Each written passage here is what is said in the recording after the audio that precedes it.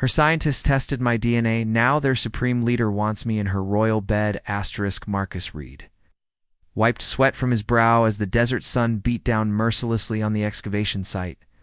For 3 months he had been digging in this remote corner of the Sahara, following ancient texts that spoke of gifts from the sky.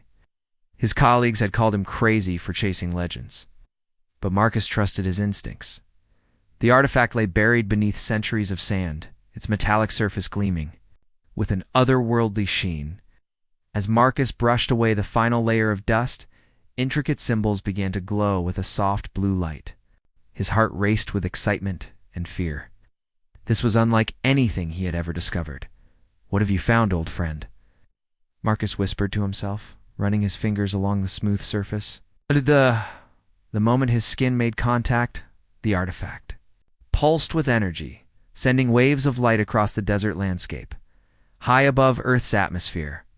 Sensors aboard the Valtharian scout ship detected the energy signature. Commander Thane studied the readings with growing interest. "Captain, we have detected activation of one of the ancient beacons." "Impossible," Captain Vex replied, her violet eyes narrowing. "Those were placed on this world millennia ago. No primitive species should be able to activate them. The energy pattern suggests direct contact with a living being. The genetic resonance is ... unusual." Within hours, Marcus found himself surrounded by beings that defied his understanding of the universe. Tall, graceful figures with luminescent skin and eyes like liquid starlight approached his camp. Their leader, Commander Thane, spoke in perfect English that somehow formed directly in his mind.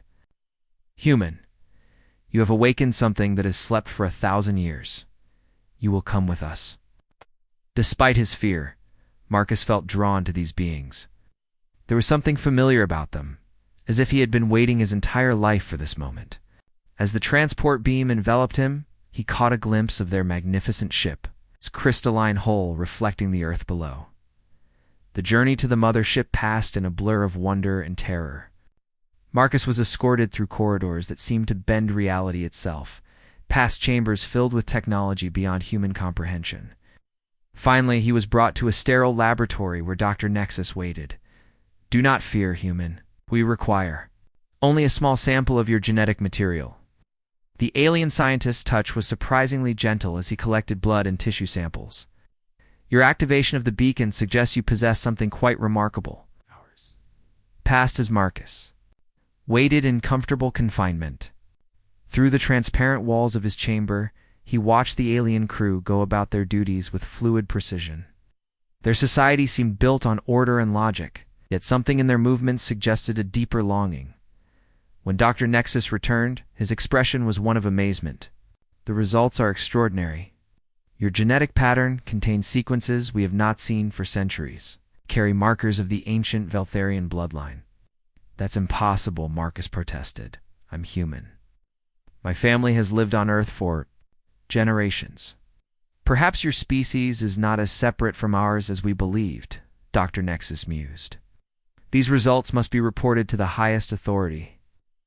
Queen Zarina will want to see you personally." The mention of their queen sent ripples of excitement through the crew.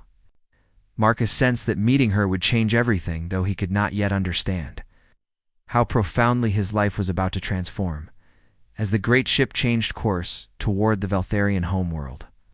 Marcus stared out at the stars and wondered what destiny awaited him in the depths of space. The Valtharian mothership was a marvel of crystalline architecture and flowing energy. Marcus had spent days aboard the vessel, marveling at technology that seemed to blend science with art. The crew treated him with a mixture of curiosity and respect, but he could sense an underlying tension building as they approached their destination. "Queen has summoned you," Commander Thane announced as they entered orbit around a world of impossible beauty. Floating cities gleamed like jewels against azure oceans, while auroral-like energy fields danced through the atmosphere. Dr. Nexus accompanied Marcus to the royal transport, his usually composed demeanor showing signs of nervousness. "Queen Zarina is unlike any ruler your species has known," he explained, as they descended toward the largest floating palace. "She has ruled for 3 centuries, leading our people through an age of expansion and discovery. But lately, she has grown distant. The royal palace defied gravity itself, its spires reaching toward the stars, while energy cascades flowed like waterfalls between the levels. Guards with ceremonial armor that seemed to be made of living light escorted Marcus through halls adorned with the history of 1,000 worlds. She has not taken a mate in over a century, Dr. Nexus whispered as they approached the throne room. The genetic compatibility your tests revealed has stirred something in her that we have not seen before. The massive doors opened to reveal a chamber that took Marcus's breath away. Queen Zarina sat upon a throne of crystallized starlight, her presence commanding the vast space around her. She was tall and elegant, with skin that shimmered like moonlight on water and hair that flowed like liquid silver. But it was her eyes that captured him completely, ancient, intelligent, and burning with a curiosity that matched his own. "Leave us," she commanded, her voice carrying the authority of absolute power. The guards and advisors withdrew, leaving Marcus alone with the most powerful being in the galaxy. "So you are the human who awakened the beacon," Queen Zarina said, descending from her throne with fluid grace. "Dr. Nexus tells me your genetics hold secrets that even our scientists cannot fully explain." Marcus found his voice, despite his awe. "Your Majesty, I'm just an archaeologist. I study the past, not genetics or alien technology. Yet the past and the future are connected in ways you cannot imagine," she replied, circling him slowly. "Tell me about your world," Marcus read. "What drives humans to seek knowledge in forgotten places?" Their conversation lasted hours, ranging from ancient history to philosophy to the nature of exploration itself. Marcus was surprised by Zarina's genuine interest in human culture and her deep understanding of the universe's mysteries. She spoke of worlds he had never dreamed of civilizations that rose and fell among distant stars. "Your people fascinate me," Zarina admitted as they walked through her private gardens, where alien flowers bloomed in impossible colors. "You live such brief lives, yet you burn so brightly. You take risks that my people would consider reckless."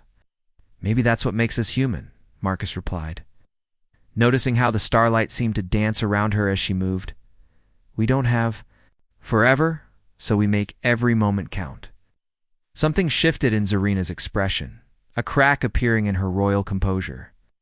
"I have had forever, Marcus. 3 centuries of ruling, of making decisions that affect billions of lives. Wonder what it would be like to live without that weight." Their eyes met in the alien twilight, and Marcus saw something unexpected in the Queen's ancient gaze. Loneliness. For all her power and wisdom, she was isolated by her position, surrounded by subjects who revered but never truly knew her.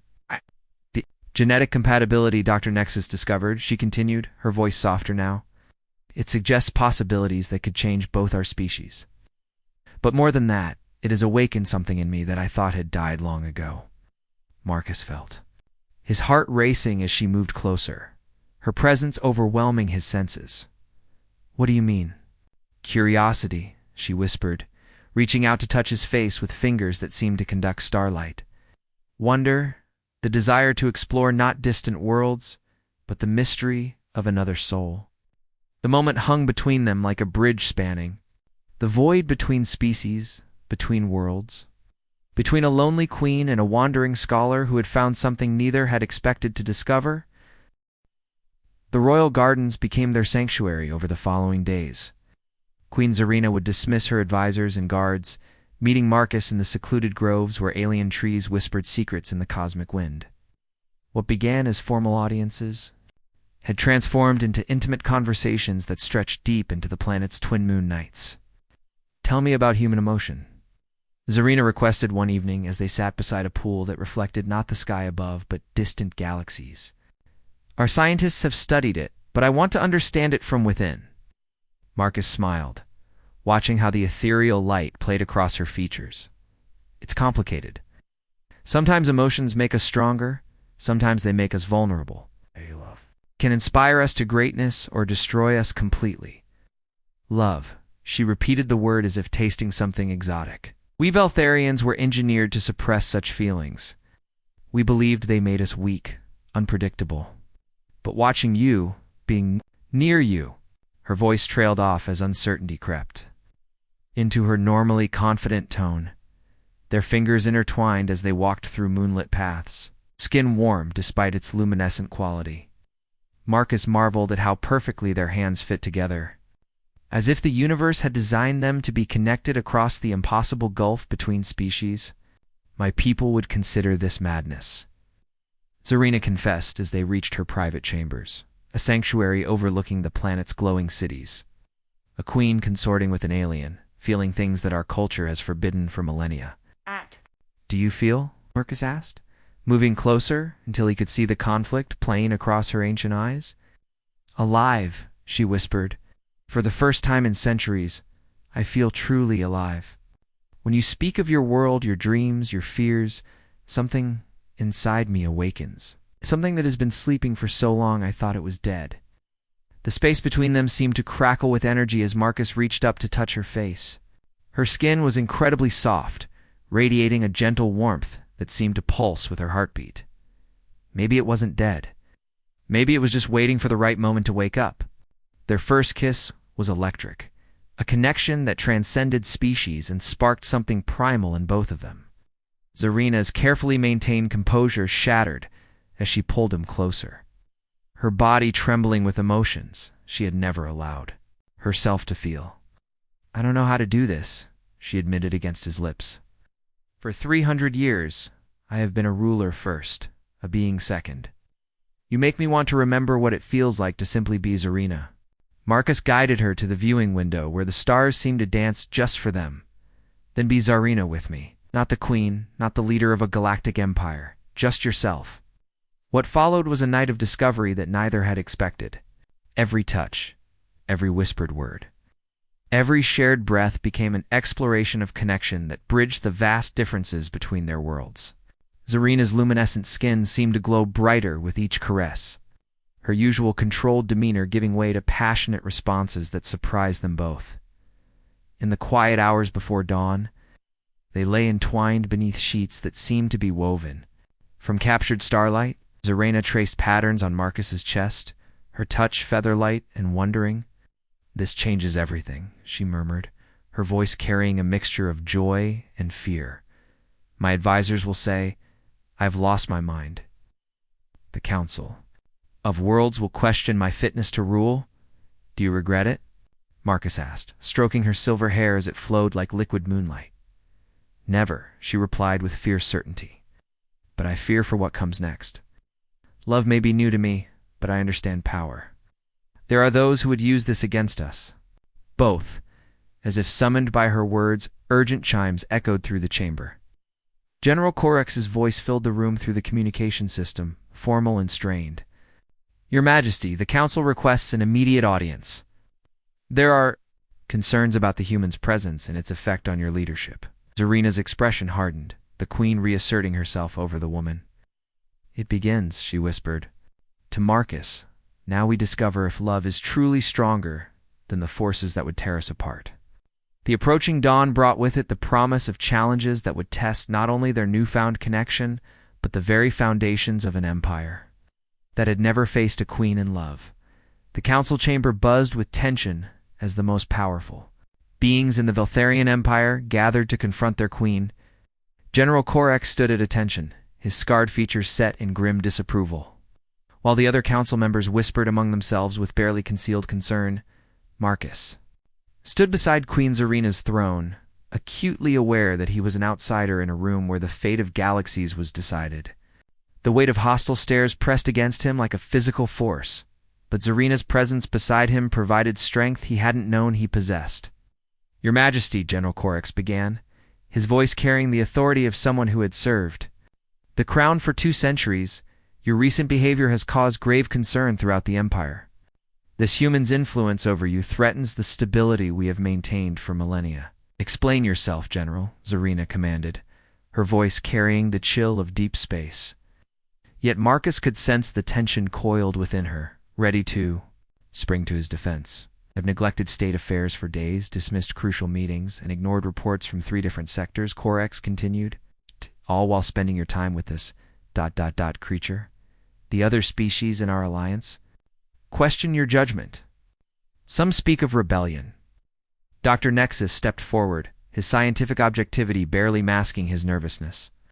"If I may, Your Majesty, the genetic compatibility tests have revealed something extraordinary. But perhaps further study is needed before any permanent decisions are made." "Permanent decisions?" Zarina's voice dropped to a dangerous whisper. "I am 300 years old, General. I have led this empire through wars, expansion, and prosperity. Do you truly question my judgment now?" "I question your heart," Codex replied boldly. "Love is a human weakness. It clouds judgment, makes one vulnerable. You were engineered too. Be above such base emotions." Marcus felt anger surge through him at the dismissive tone. "Maybe that's your problem," he said, stepping forward despite the implicit threat from the armed guards. "You've engineered yourselves to be perfect, but you've forgotten how to live." The chamber erupted in outraged murmurs, but Zarina raised her hand for silence. "Continue, Marcus. You call love a weakness, but it's what drives us to be better than we are. It makes us fight harder, reach further, sacrifice more than logic ever could. Your queen isn't weak because she loves. She's stronger because she finally knows what's worth fighting for." General Corex's expression darkened. Pretty words from a primitive species. Okay. "But love will not protect our borders or maintain our alliances. Choose, Your Majesty, your empire, or this human infatuation." The silence that followed was deafening. Marcus could feel the weight of an entire civilization pressing down on the moment. Millions of lives hanging in the balance of Zarina's next words. He reached for her hand, squeezing gently. "You don't have to choose," he whispered. "Not yet. I can return to Earth, give you time to think without the pressure." Zarina turned to him, her ancient eyes blazing with determination. "No. I have thought for 3 centuries, Marcus. I have been the perfect ruler, the ideal leader, the emotionless sovereign they created me to be. And I have been dying inside. For every moment of it," she stood, her presence filling the vast chamber with undeniable authority. "I choose to be a queen who loves, a ruler who feels, a leader who understands that strength comes not from suppression but from connection." "Your Majesty," Dr. Nexus interjected carefully, "perhaps a compromise? The human could remain as a cultural advisor. Your relationship could be ... discreet." "I will not hide in shadows," Zarina declared.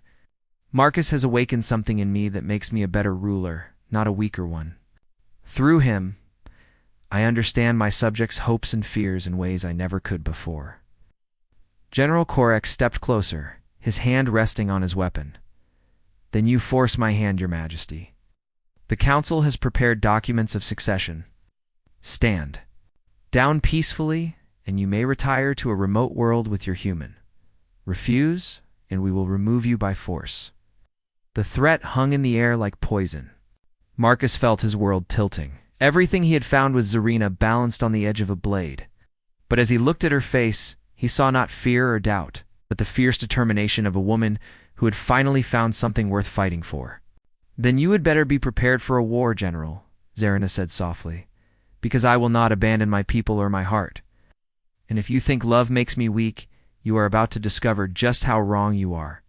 The battle lines were drawn, and the fate of an empire hung in the balance between duty and desire, between the cold perfection of the past and the passionate uncertainty of a future built on love. The confrontation in the council chamber had shattered the careful order of the Veltharian Empire. But from that chaos came something unprecedented: hope. Word of Queen Zarina's defiance spread through the galaxy like wildfire, reaching species that had long chafed under the cold efficiency of Veltharian rule. Marcus stood on the bridge of Zarina's flagship as messages poured in from across the Empire. To his amazement, the response was not the universal condemnation General Codex had predicted, something far more complex and hopeful. "The Altarian colonies are declaring their support," Commander Thane reported, his voice filled with wonder. "They say a queen who can love is a queen who can truly understand her subjects." Dr. Nexus approached with his latest reports, his scientific detachment finally giving way to genuine excitement. "The genetic compatibility you and Her Majesty share isn't unique, Marcus. Our tests show that humans and Veltharians diverged from a common ancestor millions of years ago. We're not as different as we believed. Zarina emerged from her private chambers, no longer dressed in the formal regalia of absolute rule, but in simple garments that somehow made her more radiant than ever. She moved to Marcus's side, taking his hand without hesitation. "The Outer Rim worlds are rallying to us," she announced to the bridge crew. "It seems that suppressing emotion for millennia has left our people hungry for something real, something genuine." The view screen activated to show General Codex aboard his battlecruiser, flanked by the remaining Loyalist forces. His scarred features were twisted with frustration and something that might have been desperation. "Your Majesty, you still have time to reconsider. The core worlds will not accept this madness. Return to your senses before it's too late." "It's already too late," General Zarina replied calmly. "Not for disaster, but for the old ways. My people are tired of being perfect. They want to be alive." The next few hours would determine the future of the galaxy. Battle fleets positioned themselves across space, but instead of the violent confrontation everyone expected, something extraordinary happened. Ship after ship began switching sides, their crews choosing the promise of emotional freedom over the security of suppression. "General," came a transmission from one of Corex's own ships. "This is Captain Vex. My crew has voted. We're joining Her Majesty." The defections continued until Corex's fleet had dwindled to a handful of ships. Even then, the general refused to surrender, his hatred for change burning brighter than his loyalty to the crown. "If I cannot preserve our purity," he snarled over the cum, "then I will destroy what you've corrupted." His ship's weapons powered up, targeting the flagship where Marcus and Zarina stood together. But before he could fire, his own crew overpowered him, choosing compassion over conquest.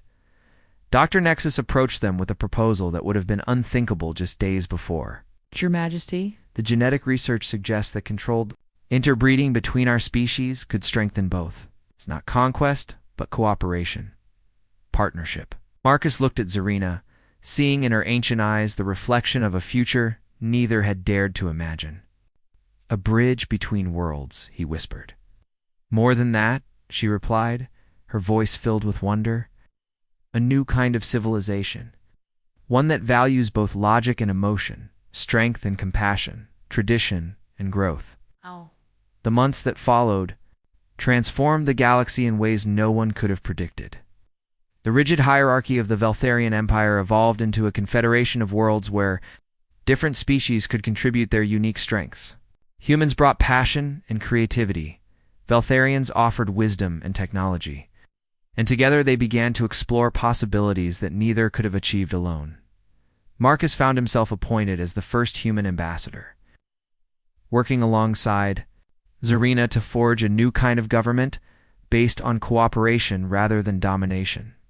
Their love had become the foundation for something greater than either had dreamed possible, standing together on the observation deck of their shared command center, looking out at a fleet that represented dozens of species working in harmony. Marcus marveled at how far they had traveled from that first moment in the desert. "Do you ever regret it?" he asked, watching ships from 100 worlds moving in perfect synchronization. "Giving up absolute power for this uncertainty?" Zarina smiled, her hand finding his as naturally as breathing. "Power without purpose is just force, Marcus. Love gave me something to use that power for. Gave me you, gave us this future, gave our people hope." As alien suns set behind distant planets, casting their rainbow of light across the cosmos, two beings from different worlds held each other close and watched the birth of a new age, one built not on conquest or domination, but on the radical belief that love could bridge any divide. Their story had begun with DNA and desire, but it had become something far greater, proof that the universe's greatest force was not gravity or nuclear fusion, but the connection between souls brave enough to reach across the void and touch something greater than themselves.